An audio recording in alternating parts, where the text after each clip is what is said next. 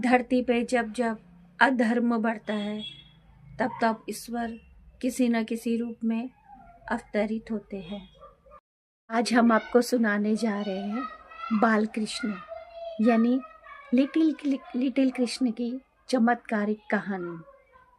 इसने पूरे ब्रज को आनंद, प्रेम और भक्ति से भर दिया। जय जय श्री कृष्ण।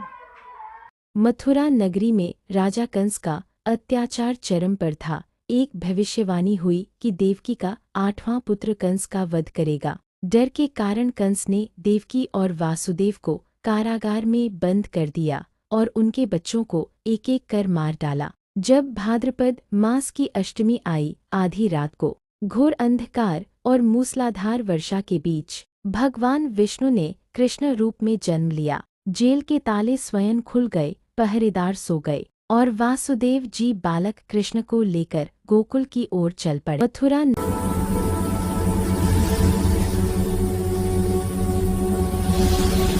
गोकुल में नंद बाबा और यशोदा मैया के घर आनंद छा गया। यशोदा मैया ने बाल कृष्ण को अपने हृदय से लगा लिया। उनकी आंखों में ममता थी और कृष्ण की मुस्कान में पूरा ब्रह्मांड समाया हुआ था।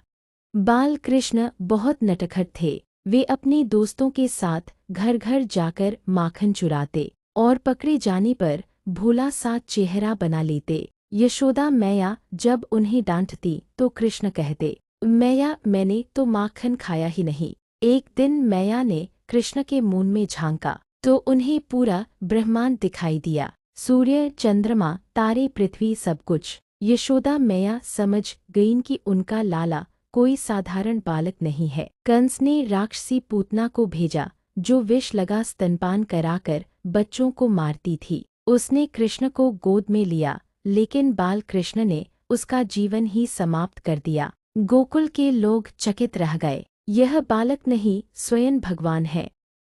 यमुना नदी में कालिया नाग ने जहर फैला दिया था। कोई भी जल पीने योग्य नहीं था। बाल कृष्ण ने यमुना में कूदकर कालिया नाग के फनों पर नृत्य किया। अंत में कालिया नाग ने क्षमा मांगी और यमुना को छोड़कर चला गया। यमुना फिर से पवित्र हो। इंद्रदेव के अहंकार को तोड़ने के लिए कृष्ण ने ब्रजवासियों से कहा, हम गोवर्धन पर्वत की पूजा करेंगे। इंद्र क्रोधित हुए और मूसलाधार वर्षा कर दी। तब बाल कृष्ण ने अपनी छोटी उंगली पर गोवर्धन पर्वत उठा लिया और पूरे ब्रज को उसकी छाया में बचा लिया। इंद्रदेव को अपनी भूल समझ आ गई।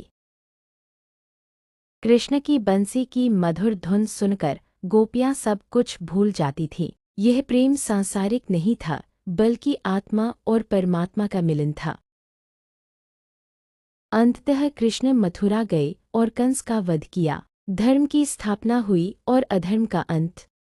बाल कृष्ण हमें सिखाते हैं कि प्रेम में शक्ति है, अहंकार का अंत निश्चित है। ईश्वर सरल हृदय में निवास करते हैं। लिटिल कृष्ण केवल एक कहानी नहीं, बल्कि भक्ति, प्रेम और विश्वास का जीवंत रूप है।